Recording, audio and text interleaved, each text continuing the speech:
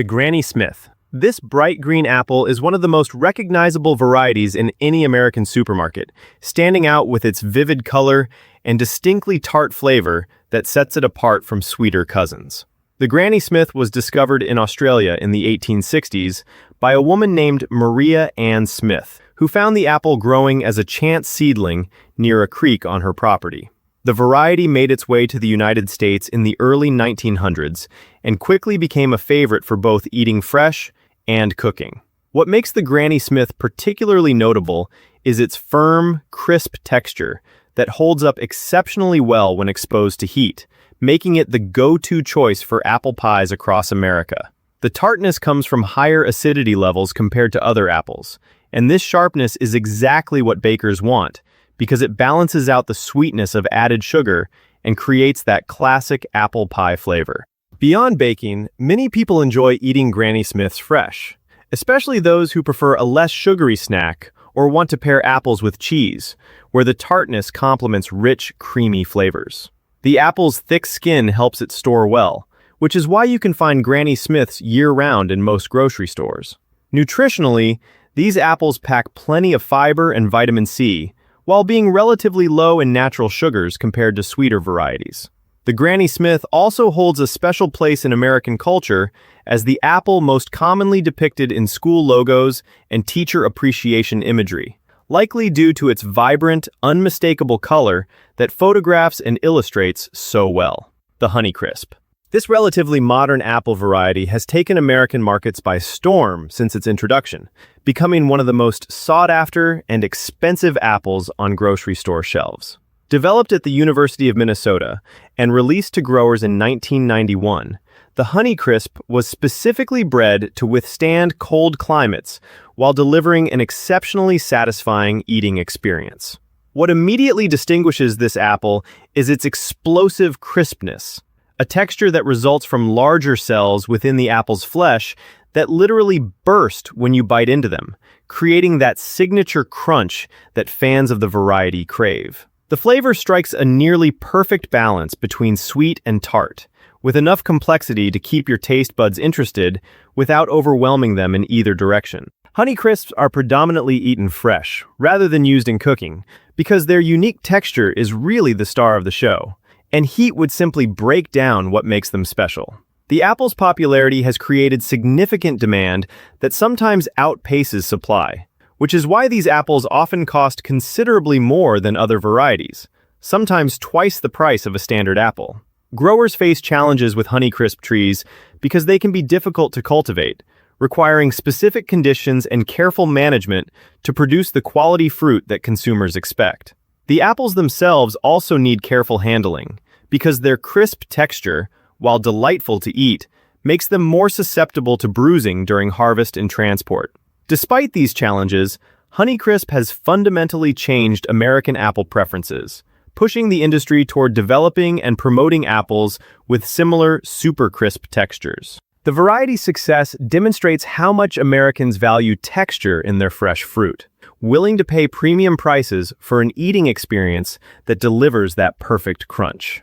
The Red Delicious. For much of the 20th century, this apple defined what Americans thought an apple should look like, with its deep red skin and distinctive elongated shape that tapers toward the bottom with 5 prominent bumps. Originally discovered in Iowa in the 1870s, the Red Delicious became the dominant apple variety in the United States for decades, particularly from the 1940s through the 1980s, when it represented the majority of apples grown domestically. The apple's rise to prominence had more to do with its appearance, storage capabilities, and shipping durability than its flavor, which became increasingly bland as growers selected for looks over taste. This focus on visual appeal rather than eating quality eventually led to the Red Delicious becoming somewhat of a cautionary tale in the apple industry, representing what happens when appearance is prioritized above all else. The flesh of a Red Delicious is mild and slightly sweet, but often mealy in texture, especially in apples that have been in storage for extended periods. The thick skin can be tough and somewhat bitter, which many people find off-putting, leading to the common practice of peeling these apples before eating them. Despite their decline in popularity for fresh eating, Red Delicious apples still have their place, particularly for people who prefer a very mild apple flavor or want an apple that looks beautiful in a fruit bowl. The variety also remains popular in certain export markets, where the classic apple appearance holds more value than it currently does with younger American consumers. In recent years, the Red Delicious has fallen dramatically in production and sales, as American tastes have shifted toward crisper, more flavorful varieties. This shift represents a broader change in how Americans approach produce, increasingly prioritizing flavor and texture over purely cosmetic qualities, and being willing to accept apples that might not look picture-perfect if they deliver a superior eating experience. The Gala.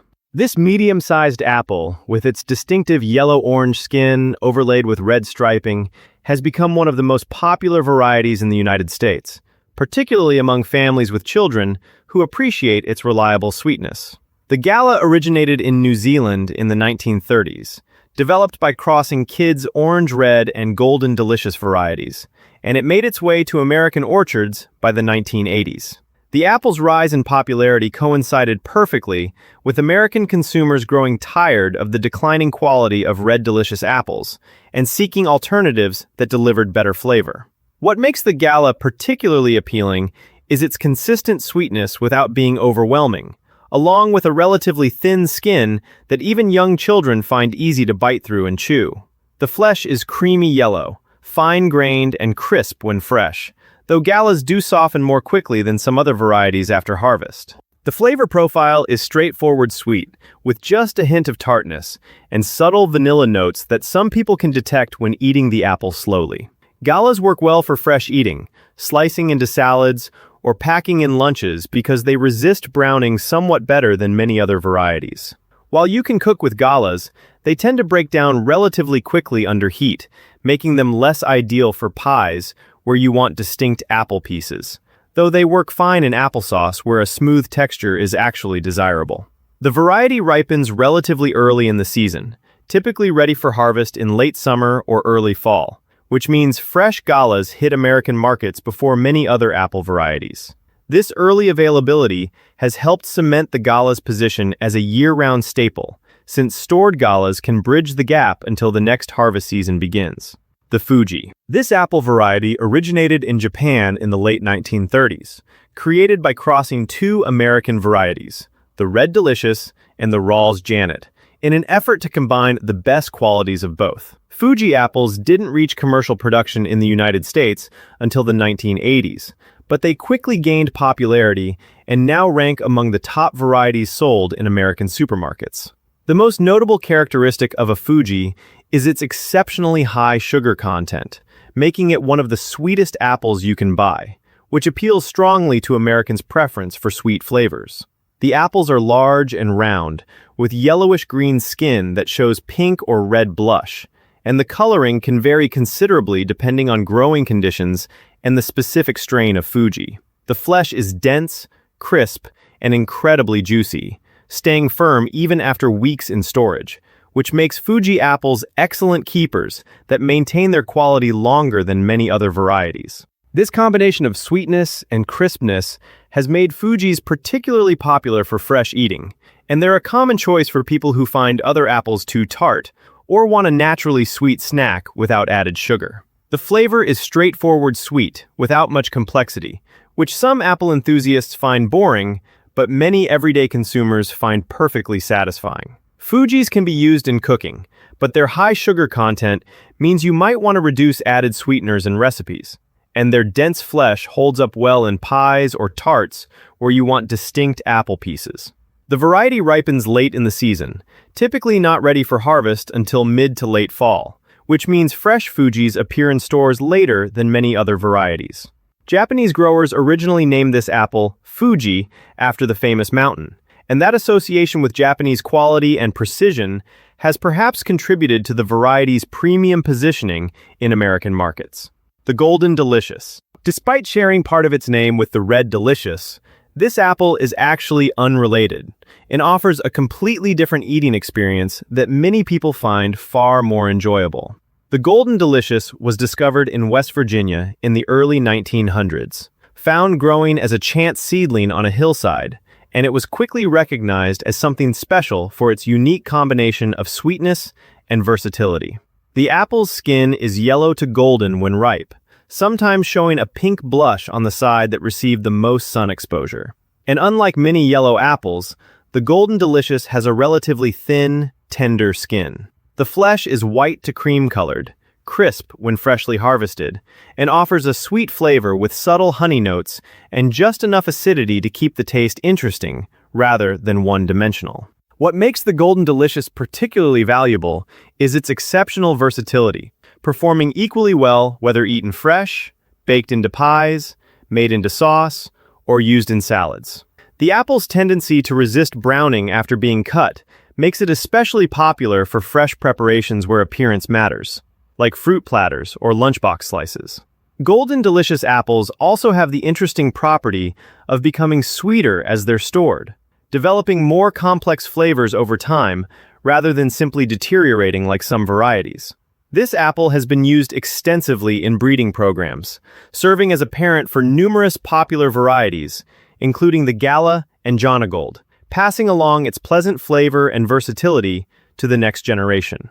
The variety grows well across many apple-producing regions of the United States, from Washington State to Virginia, adapting to different climates while maintaining its characteristic flavor profile. While Golden Delicious apples have faced some decline in popularity as consumers have embraced newer varieties, they remain a solid, reliable choice that delivers consistent quality and performance across virtually any use you might want. The Granny Smith. This distinctively tart green apple has earned its place as an American kitchen staple, equally at home in pie dishes and lunchboxes across the country. What sets the Granny Smith apart from virtually every other common apple variety is its pronounced tartness, a flavor that comes from higher levels of malic acid that give the apple its characteristic mouth-puckering quality. The bright green skin is thick and sturdy, protecting the white flesh inside, which is exceptionally firm and crisp, with a texture that snaps cleanly when you bite into it. This firmness serves a practical purpose beyond fresh eating, as Granny Smith apples maintain their structure remarkably well under heat, refusing to dissolve into mush the way softer apples do when baked. American bakers have long recognized this quality, making the Granny Smith the default choice for apple pies, where chunks of apple need to hold their shape through extended oven time while still becoming tender. The tartness also plays beautifully against added sugar in baked goods, creating a balanced flavor that tastes distinctly of apple rather than just generic sweetness.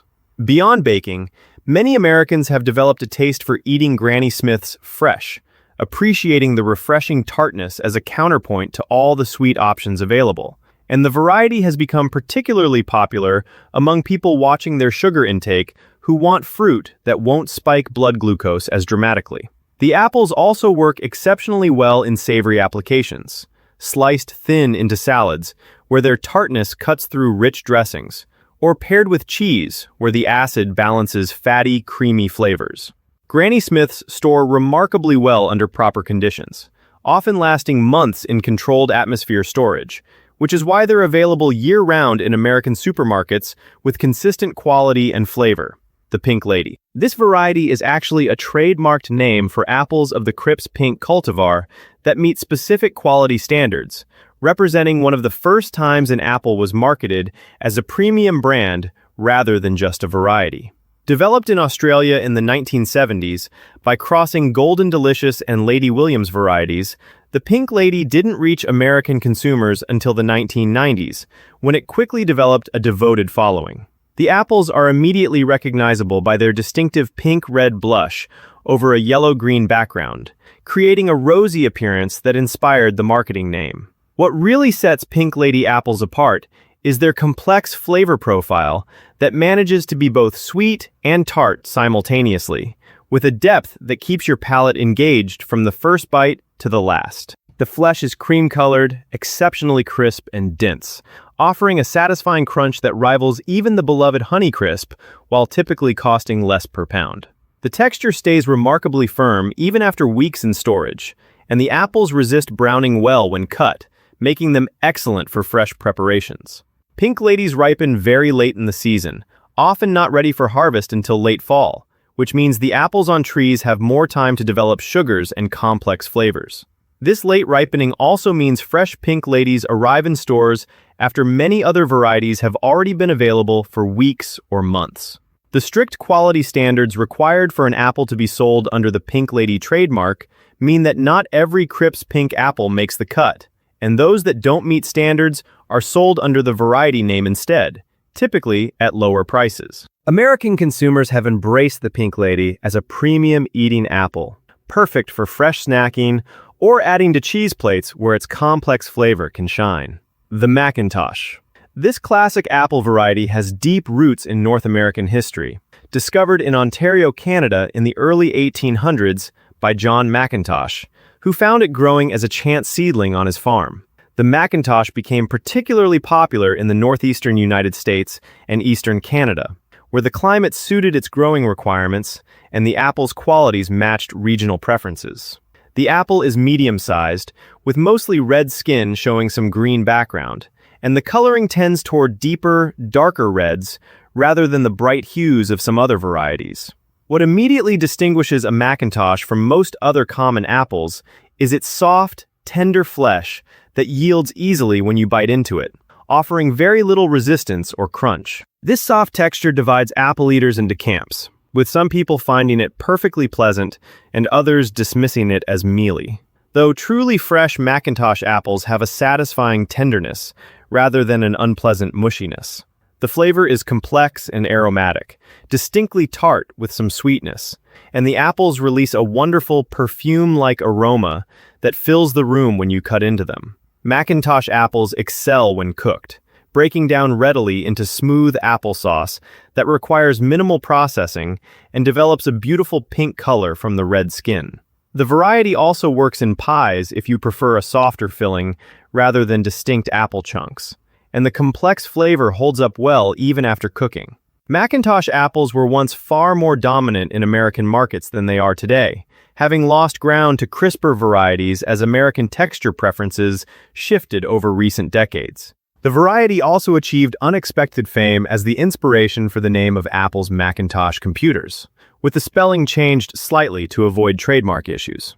Despite declining popularity, Macintosh remains an important apple in its traditional growing regions, where local consumers appreciate its distinctive character and aromatic qualities that set it apart from modern super crisp varieties. The Braeburn. This New Zealand variety emerged in the 1950s. Discovered growing as a chance seedling in an orchard, and it eventually made its way to American orchards, where it found an appreciative audience. Braeburn apples are medium to large, with skin that shows red-orange stripes over a yellow-green background, creating an attractive appearance that catches the eye in produce displays. The defining characteristic of a Braeburn is its bold, intense flavor that combines significant sweetness with strong tartness, creating a complexity that apple enthusiasts particularly appreciate. This isn't a subtle apple, and the pronounced flavor makes it memorable, appealing to people who want their apple to make a statement rather than fade quietly into the background. The flesh is cream-colored, firm, and crisp, with a texture that holds up well both in storage and when sliced for various uses. Braeburns work exceptionally well for fresh eating, when you want a flavorful apple that will wake up your palate. And they're also excellent in salads, where their bold taste can stand up to strong dressings or other assertive ingredients.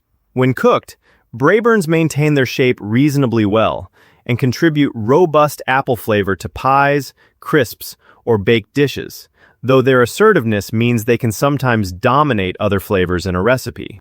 The variety ripens in mid to late fall, and the apples store remarkably well, often improving in flavor during the first few weeks after harvest as sugars continue developing. Braeburns have carved out a solid niche in the American market, appealing particularly to adventurous eaters who have moved beyond basic varieties and want something with more character. The apple's consistent quality and distinctive flavor have helped it maintain steady popularity, even as new varieties enter an increasingly crowded marketplace.